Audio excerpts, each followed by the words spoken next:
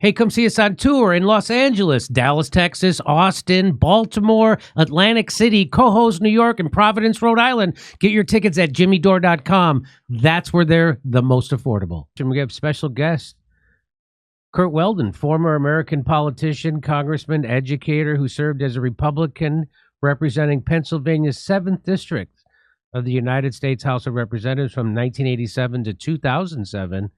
He served as vice chairman of both the Armed Services and Homeland Security Committees. In 2013, he published Countdown to Terror. In 2013, he published Countdown to Terror, the top secret information that could prevent the next terrorist attack on America and how the CIA has ignored it. Well, that seems like what they normally do. Please welcome to the show, Kurt Weldon. Thanks for being on. How are you? I'm fine, Jimmy. It's good to be with you. I think we have something in common. If I'm not mistaken, you have 7 siblings? Yeah, I come from 7 boys, 5 girls. Well, I come from 7 boys and 2 girls, so you beat me by 3 girls. Oh, look at that. Okay, wow. Well, and we both come from blue-collar backgrounds, so it's a pleasure to be with you. So I could see you're, were you ever a fireman?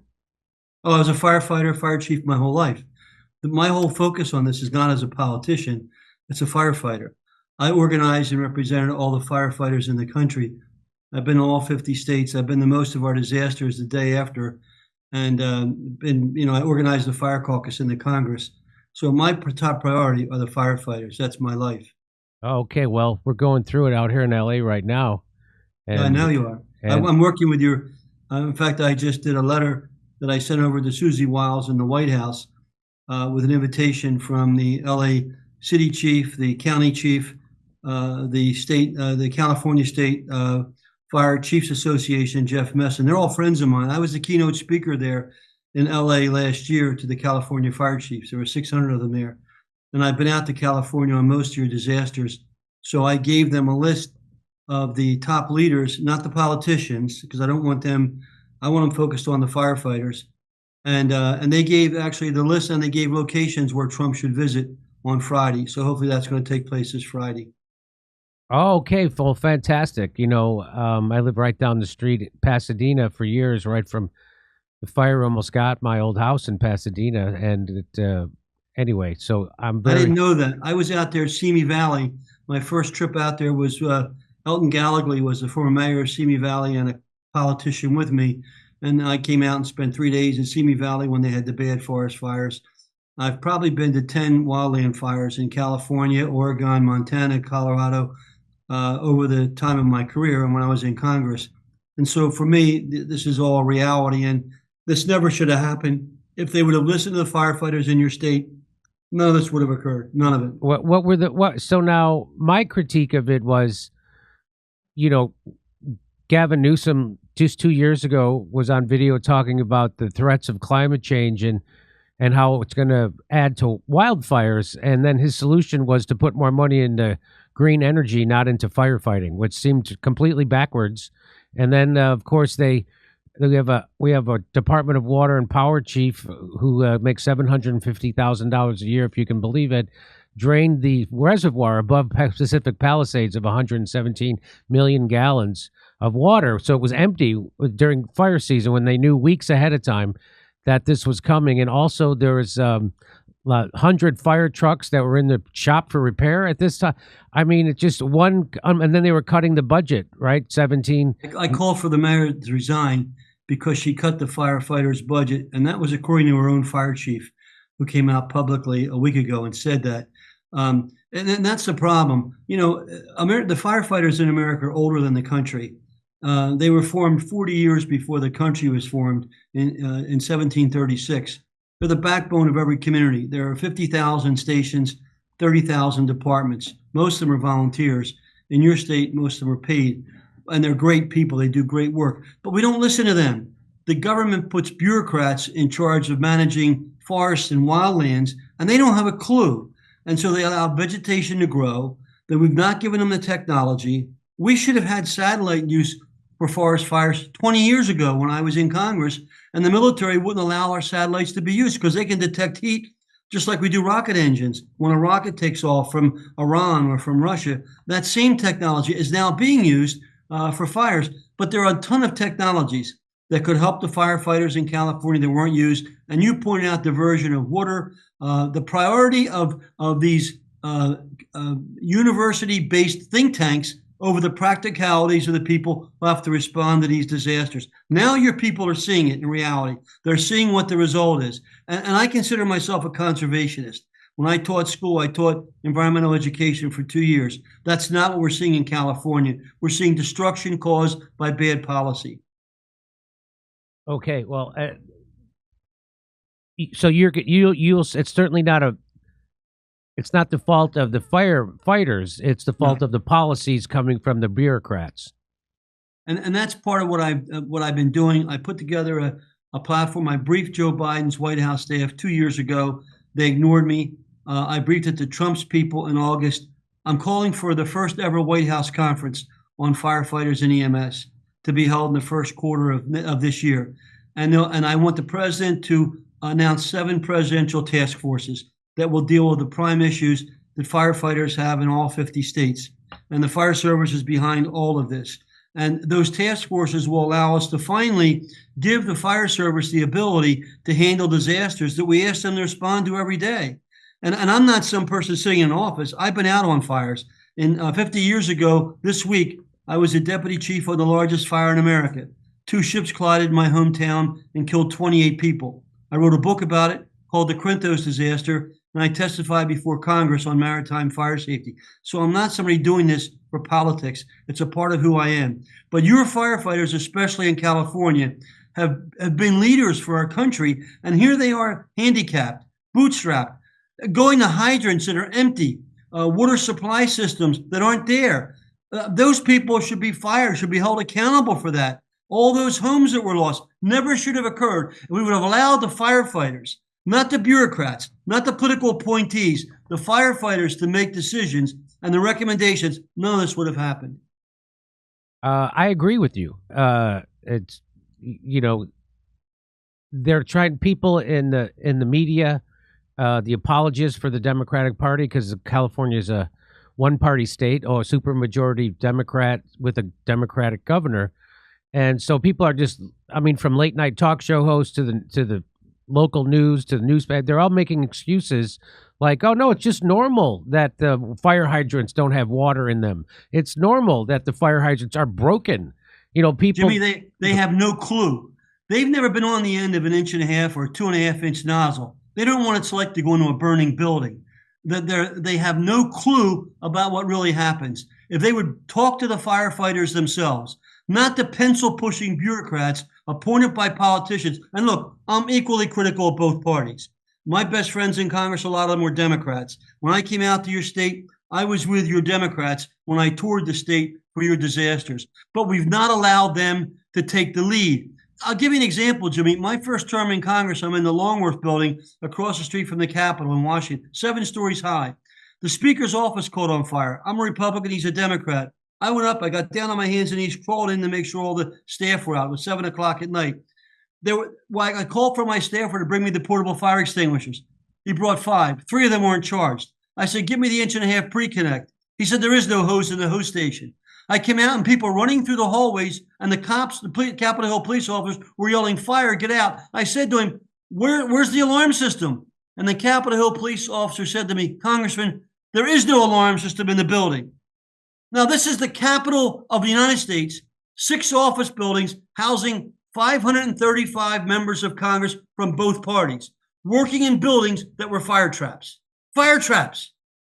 That's the problem in America. We've got to stop letting politicians and politically appointed hacks determine what our needs are when it comes to disasters. And those people are the men and women risking their lives. And in your case, some of your firefighters lost their homes. Their homes were burning while they're out risking lives and saving other properties. That's outrageous. You would think that the people, the Pacific Palisades, a very wealthy area, you would think those people would have a lot of political influence, and that fire safety would be chief on their mind, especially the people in Malibu, Bel Air. Brentwood, by the Getty Center. Those are all, they've had fires in the last couple decades, and I know people who've moved out of there because they're, so you think those people would be able to have some political muscle and get the city to actually have a plan to fight a fire, and they didn't. Isn't that weird? Jimmy, it's not politically correct to support firefighters. Firefighters aren't the social activists going out in the streets and sipping the champagne and doing the routine with the politicians. Firefighters are in every town. There are 50,000 stations in America, 30,000 departments.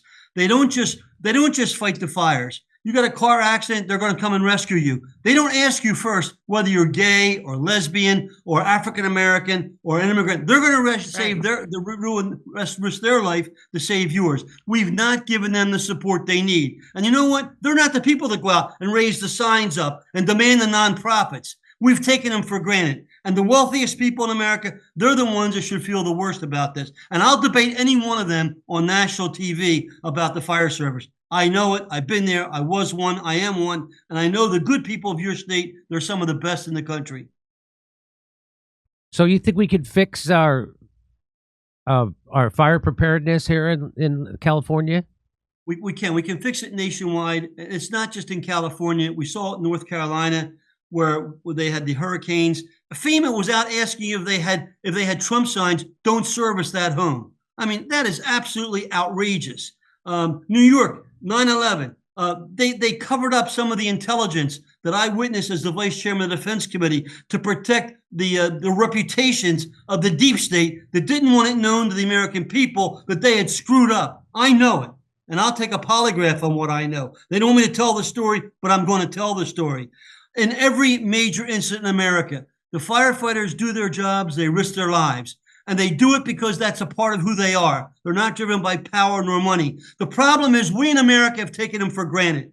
We take them for granted except when they go out with the bucket to ask for a donation or when they ask for our help. They're not the people that do the protest. And it's about time, and that was my book, my one book was called Awakening the Sleeping Giant, Political Empowerment of America's Heroes. You know, Jimmy, in every poll in our country, firefighters are at 98%. 98% support them. When I gave the keynote speech in LA last year at your California Chiefs Conference at the Convention Center, I told the Chiefs, I said, stop sucking up the politicians. Their popularity in both parties is around 40, 45%. The police are around 50 to 55%. Some people want to defund the police. I'm not a part of that group. The military is slightly higher. Firefighters and EMS in every poll in every state are 98%. You demand what you need, and the politicians need to respond. So with that, I put together a 7-part agenda that I call Fire EMS 290, and I gave it to the Trump administration. My goal is to have Donald Trump convene the first ever in history White House conference on firefighters and EMS. And at that conference, announce 7 presidential task forces. I can go through those with you if you want, but they're designed to give a new support basis for the men and women who protect America. So Donald Trump will be in Los Angeles on Friday. He will be in Los Angeles on Friday.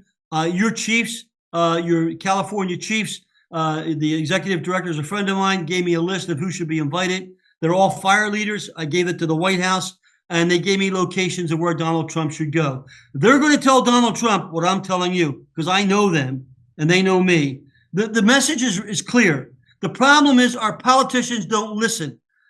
We take for granted these men and women who serve in our communities every day. They don't get the support they need, and it's in both parties. And my goal when I organized the Fire Caucus 37 years ago was to get members of Congress to pay attention to these people, and we did some good things. We created a grant program that provides grants for fire departments. We created a program called Safer that provides for departments that can't get drivers to help them. We're helping our volunteers create a new generation of firefighters among our young people, because the bulk of the firefighters in America are volunteers. We have 2 million firefighters in America. 85% of them are volunteers. They don't get paid like me, like I was, and my brothers were, my father. And we need to support that, because they're not just people that fight fires. They're the heart and soul of the community. They're the backbone of America. And so the goal is to give them the support. Donald Trump, I've never met the man, but he's the guy that can make this happen.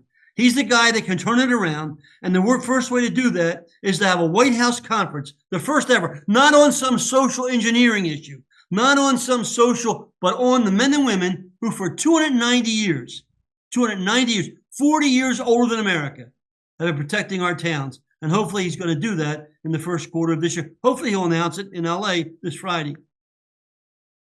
Hey, did you know that drinking 2 to 3 cups of coffee every day can slash your risk of death by 29% and cut heart complications nearly in half?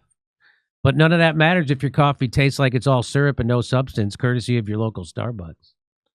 Enter 1775 coffee. There it is right there in my hand. Bold, hand-picked Bolivian beans, roasted in the United States, single origin, rigorously tested to the highest standards, and built for patriots who refuse to compromise. No fillers, no fraud, just pure coffee excellence. While other brands burn low-quality beans to mask their mistakes, 1775 coffee selects the best, like choosing patriots over politicians.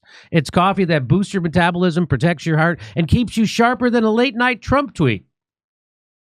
The best part, every dollar spent on 1775 coffee gets you entered to win a blacked out 2024 Tesla Cybertruck plus 30 grand in cash, as they say. Built like a tank, this beast is an apocalypse ready with the power to handle anything, whether it's your morning commute or the end of the world. Head to 1775coffee.com, stock up and fuel your mornings with rebellion. Use code DORE, D-O-R-E, for 15% off. Don't miss your chance to drive off on a Cybertruck and cash out with $30K. Hey, come see us on tour in Los Angeles, Dallas, Texas, Austin, Baltimore, Atlantic City, Cohoes, New York, and Providence, Rhode Island. Get your tickets at jimmydore.com. That's where they're the most affordable.